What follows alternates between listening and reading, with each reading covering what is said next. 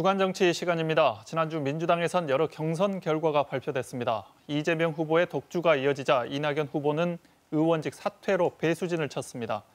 정세균 후보는 경선 중도 하차를 선언해 이 또한 변수가 될 것으로 보입니다. 국민의힘은 고발 사주 의혹으로 연일 시끄럽습니다. 윤석열 후보와 연관성이 관심인데 야당은 정치 공작이라며 강하게 반발하고 있습니다. 주간 정치에서 더 자세히 살펴보겠습니다. 오승용 대표 나오셨습니다.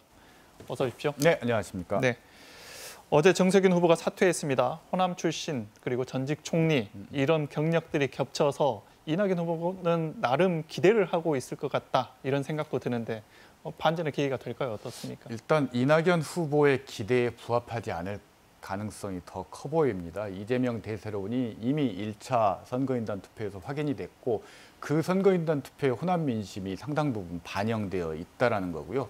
정세균 후보가 호남에서의 지지율이라는 것이 여론조사에서도 3, 4%대밖에 되지 않고 그나마도 전북 지역에 집중되어 있는 지지율이기 때문에 그것이 이낙연 후보에게 호재로서 작용할 수 있는 재료로서 가치는 낮다고 볼 수 있습니다. 그래서 아마 기대했던 것만큼의 효과가 나타나기는 어려울 것 같습니다. 네, 이 대목에서 지금까지 민주당 경선 누적 득표율 확인을 한번 하고 넘어가 보겠습니다.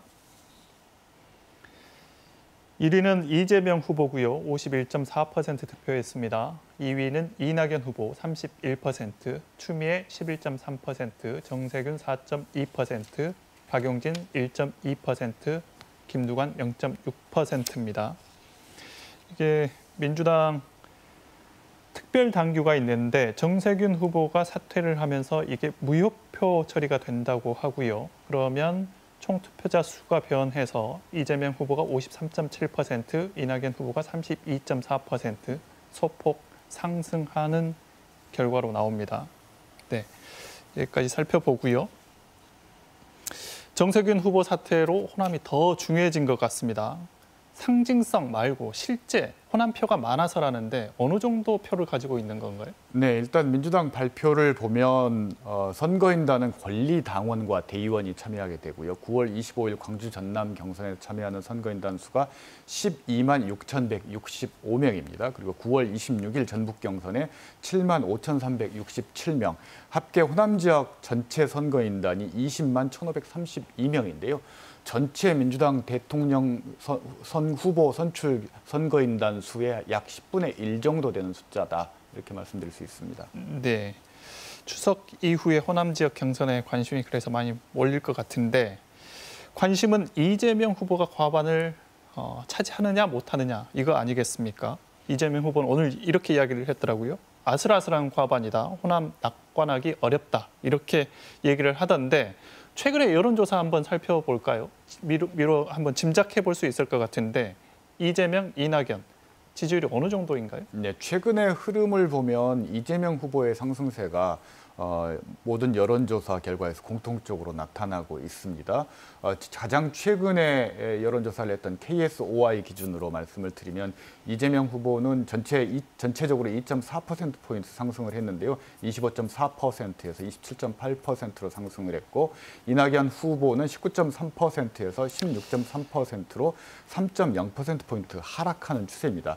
지역별로 지지율 추세를 보면 이재명 후보는 서울과 인천, 경기도에서 상승세고 특히 광주, 전라, 호남 지역에서 38.0%에서 41.2%로 3.2%포인트 상승 추세라고 할 수 있습니다. 네, 알겠습니다.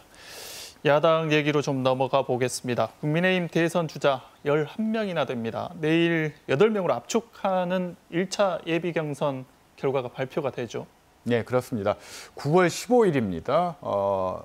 여론조사 80% 그리고 책임당원 20%를 합산해서 11명을 8명으로 압축하는 결과가 발표가 되고요. 그리고 10월 8일 2차 컷오프가 진행이 됩니다. 4명으로 압축하게 되는데요. 선거인단 30%, 여론조사 70%로 압축이 이루어지게 됩니다. 그리고 최종적으로 11월 9일 당원 투표 50%와 민주당 후보와의 경쟁력 지수를 통합한 여론조사 결과 50%로 최종 대선 후보를 선출하게 됩니다. 실제 10월 8일, 그러니까 4인 경선부터가 관심이 되겠네요.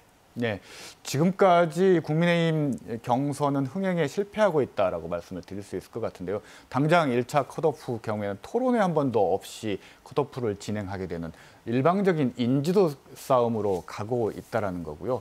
두 번째로는 경선이 있는지조차도 알 수 없을 정도로 외부적인 요인, 예컨대 윤석열 고발 사주 의혹과 같은 외부 정치적인 요인이 경선 과정의 이슈를 압도하고 있기 때문에 실제 경선에서 후보자의 어떤 차이를 어떤 드러내기가 쉽지 않은 상황이라는 거죠.